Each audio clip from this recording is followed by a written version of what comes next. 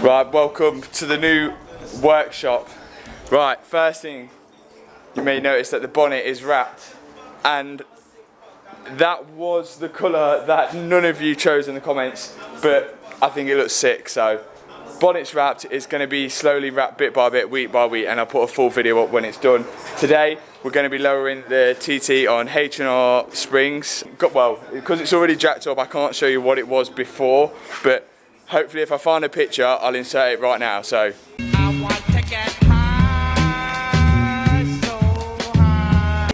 Hopefully I've inserted a picture. If I've not, I've just put a random TT which is standard height in there.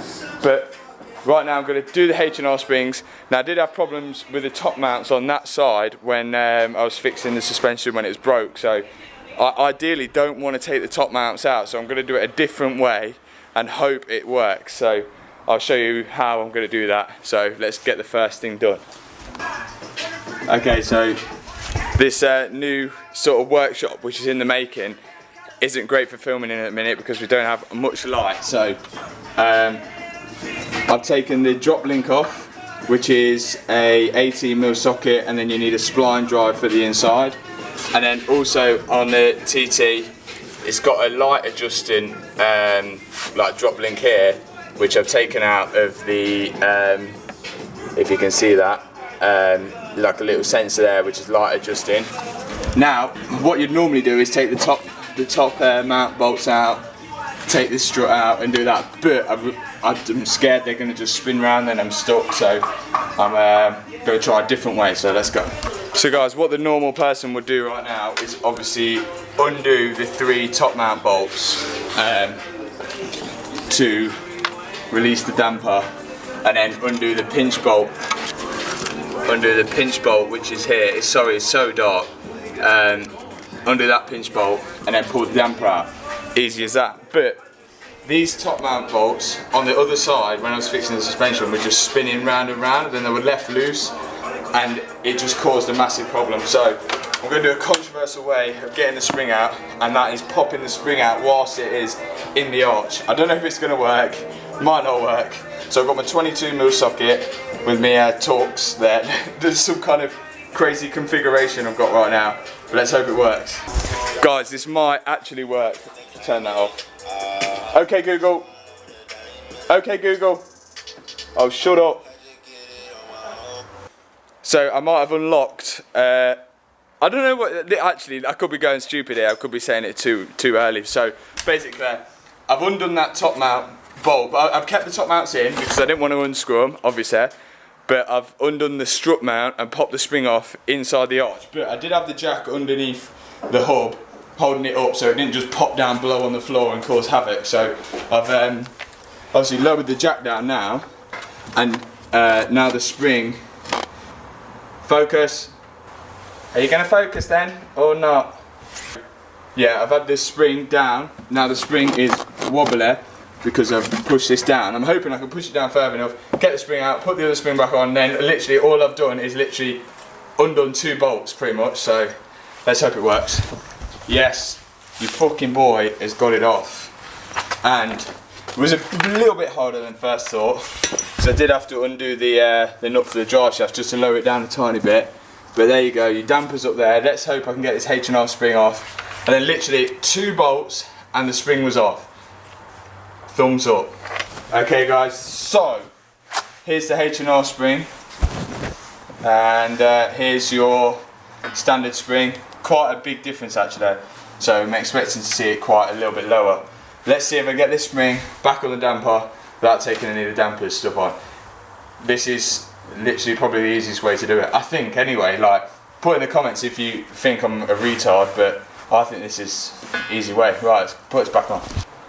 So I've got the spring on, if it focus, easy enough. Beauty about this is on these Audis, this is the top mount. It is rusty as fuck, but it works. There's no spring placement, no spring positioning, so I can just put this on and not worry about where it's got to go.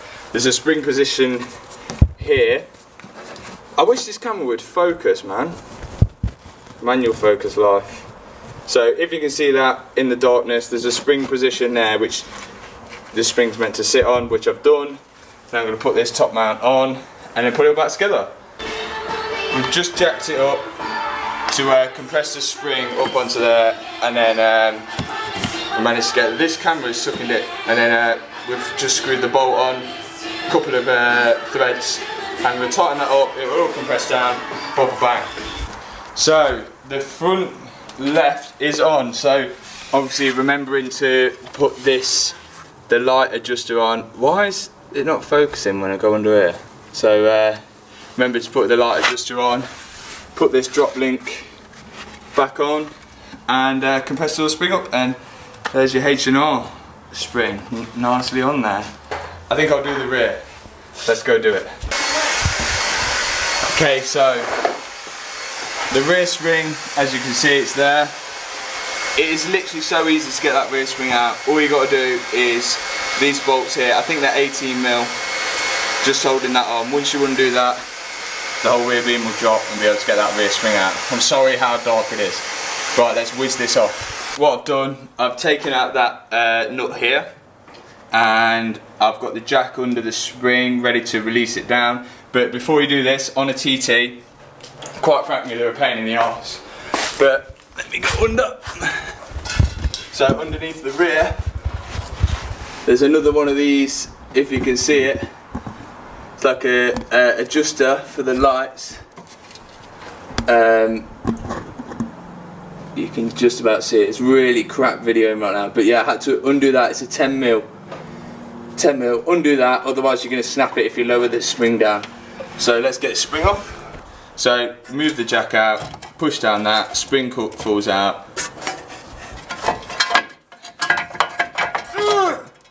There you go, spring's out. Let's get the now I can get the H&R spring on. Let me go get it. Okay, so there's your comparison, your standard and your rear. It is actually quite smaller in terms of spring, and then these obviously are going to compress down quite a lot. So I've probably noticed quite a difference here. If you can see, the rear is on, nicely in. So it seems like on the left side, there's that, see the height adjuster for the lights, that's there. There's just a 10mm nut that holds that on the top.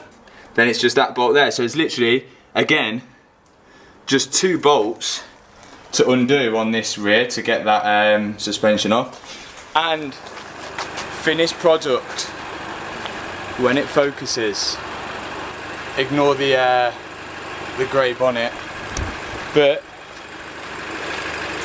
the arch gap is perfect for what I want. Perfecto, perfecto. So it's now absolutely pissing it down.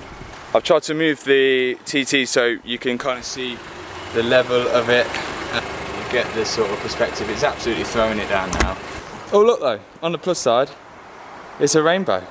So guys, I'm going to finish the video off inside the car because it's absolutely throwing it down out there, as it always does when I seem to work on this TT.